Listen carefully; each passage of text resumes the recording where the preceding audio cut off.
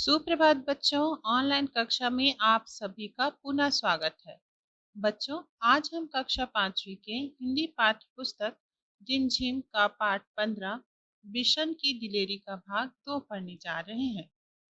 बच्चों, इसके पहले भाग में हम लोगों ने जाना कि बिशन कर्नल दत्ता के फार्म हाउस जाने को निकलता है, जैसे कि वह रोज जाते रहता है।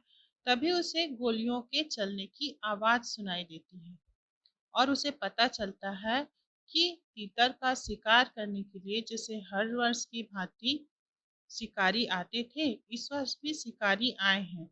और बिशन एक घायल तीतर को बचाने के उद्देश्य से अपने स्वेटर में छिपाकर बड़ी तेजी से चलने लगता है। बच्चों, अब इससे आगे की कहानी जानने के लिए पढ़ते हैं पाठ 15 बिशन की दिलेरी का भाग 2। कर्नल दत्ता के घर के रास्ते में एक तरफ गेहूं के खेत थे और दूसरी तरफ कटीले तारों की बाड़। बिशन वैसे तो कटीले तारों की बाड़ में से होकर निकल सकता था, परंतु इस समय वह दोनों हाथों से तीतर को पकड़े हुए था। बच्चों, कर्नल दत्ता के घर बिशन उनकी पत्नी से पढ़ाई के लिए जाता था और उस दिन भी वह जाने के लिए निकला तो उसे गोलियों की आवाज सुनाई दी। अब वह घर की तरफ जा रहा था, गेहूं के खेत की तरफ से, और दूसरी तरफ क्या था?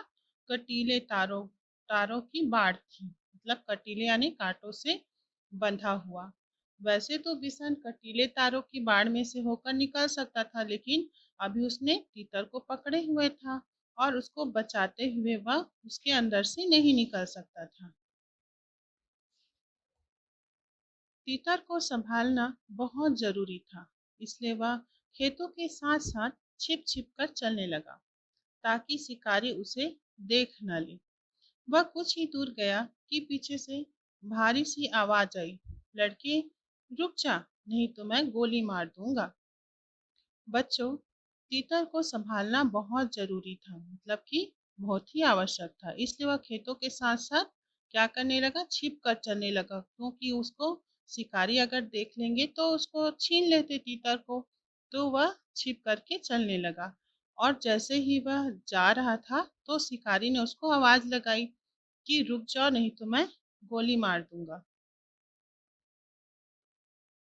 लेकिन बिशन नहीं रुका, वह चुपचाप चलता रहा। रुकता है या नहीं? उस आदमी ने दोबारा चिल्ला कर कहा। तब तक बिशन कटीले तारों के पास आ गया था। उसका दिल तेजी से धड़कने लगा।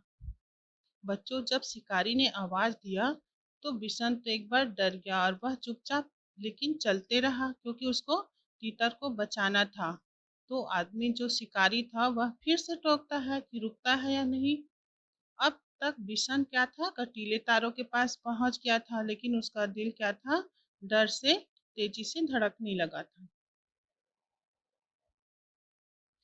बढ़ना मुश्किल लग रहा था, लेकिन फिर भी वह रुका नहीं और ना ही उसने कोई जवाब दिया। तभी बिशन को भारी भरकम जूतों की आवाज सुनाई दी, जो तेजी से उसके पास आती जा रही थी।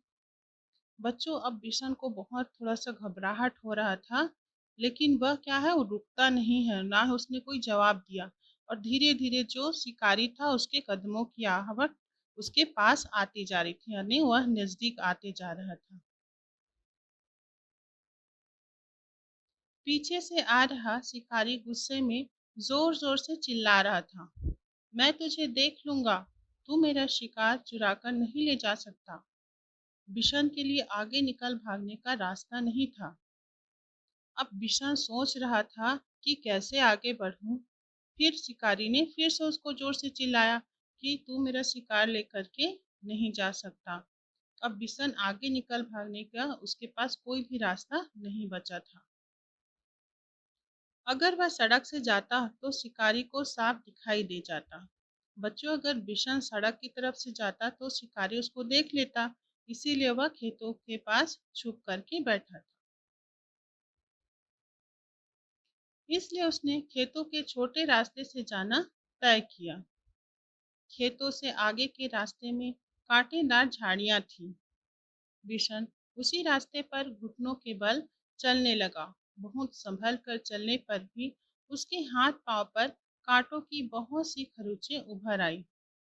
बच्चों, वह अब शिकारी से बचते हुए खेतों के जो छोटे मोटे रास्ते रहते हैं उससे निकलने लगा। और खेतों के आगे रास्ते में क्या था? कांटेदार झाड़ियां थी, जिसे बहुत सारे बबूल के पेड़ वगैरह रहते हैं ना, कांटेदार झाड़ियां उसी प्रकार की झाड़ियां थी। अब वह धीरे धीरे घुटनों के बल चलने लगा, मतलब बैठ करके चलने लगा ताकि उसे शिकारी देख न ले।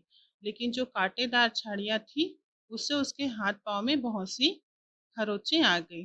तय किया, अर्थात निश्चित किया। धन्यवाद बच्चों।